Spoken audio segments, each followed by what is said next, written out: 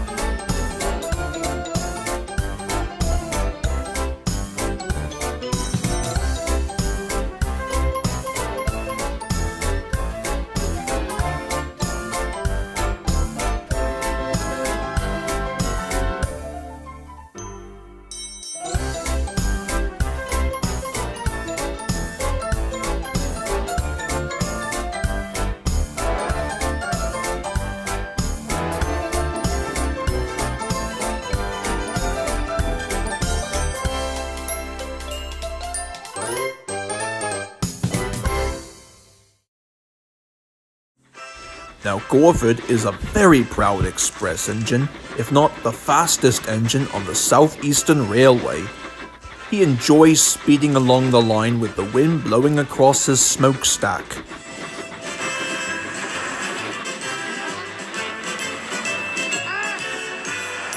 The express was his favorite job on the whole railway, and during the summertime, boy does it show. Every year, vacationists came from far and wide to see the island, and Gorford is kept very busy. Though by some chance, if he is facing himself with a burnout, other engines such as Jimbo or Humphrey would take his place so that Gorford would have a much-needed rest.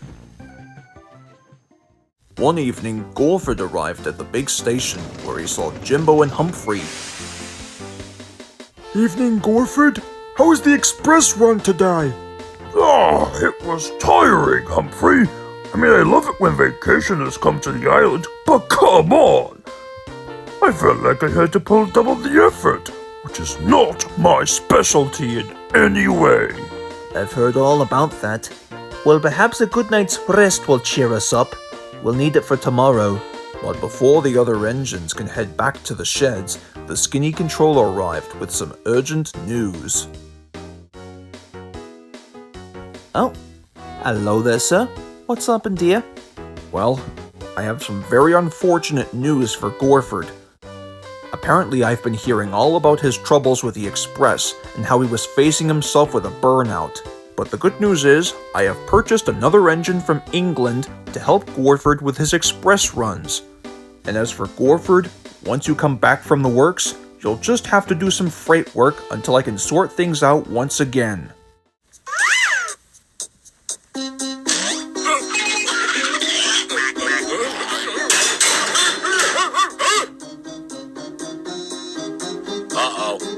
I think you better cover your ears.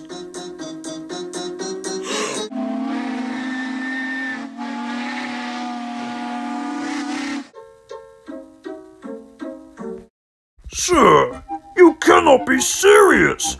You know that I don't do freight work. It damages my title of being an express engine. Besides, why can't Jimbo or Crazy Terry do it?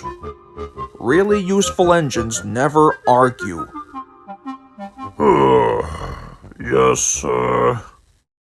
And soon the skinny controller left, and all of the engines went back to the sheds, including a very unhappy Gorford. Don't you bloody talk for me! Okay. I'm just doing my job. Sheesh.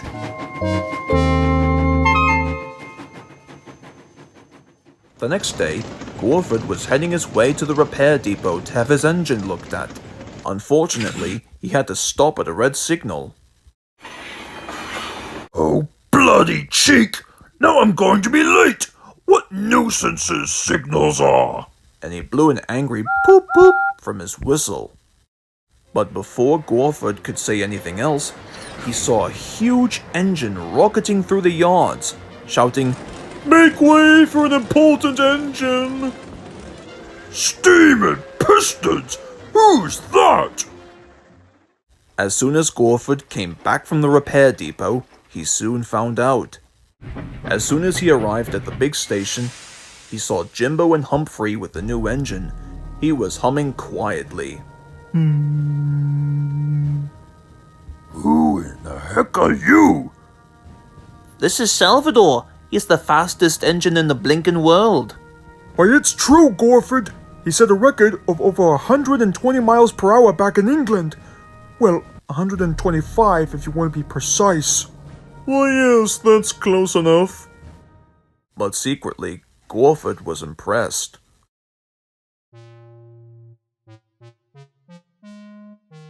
Soon it was time for Gorford to go shunting in the yards for a while.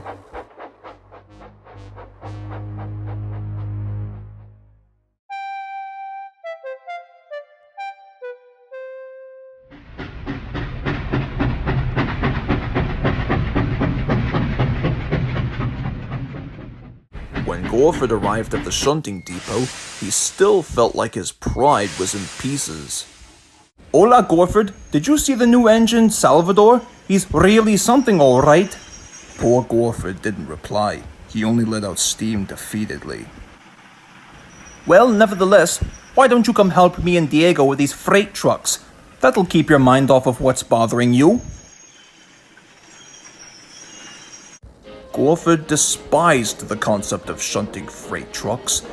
He thought it was undignified for a prized tender engine such as himself. Sometimes he might even travel onto the turntable to get him facing the right way. Now the turntable was built so that the tender engines can be turning round, because it is usually dangerous for them to go fast backwards. Tank engines such as Tombo or Presley don't need tenders. They can go just as well backwards as forwards, but to be hearing Gorford speaking, you would have thought that the skinny controller had given him a tender just to show how important he was.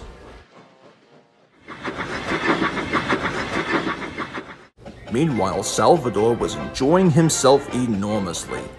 He was chuffing through the countryside with the express. The vacationers, of course, were most pleased. He wanted to go much faster, but his driver would always warn him, "Steady, old fellow, there's plenty of time." Finally, Salvador arrived just on time to the big station. Tombo was waiting with Alexis and Clarissa. "Where have you been, lazybones?" Salvador asked. "Oh, I cannot chat right now. Got to run. Cheerio." And he puffed importantly away. "Mother of mercy," said Tombo to the coaches. "Have you seen anything like it?" Both Alexis and Clarissa wished that they never had.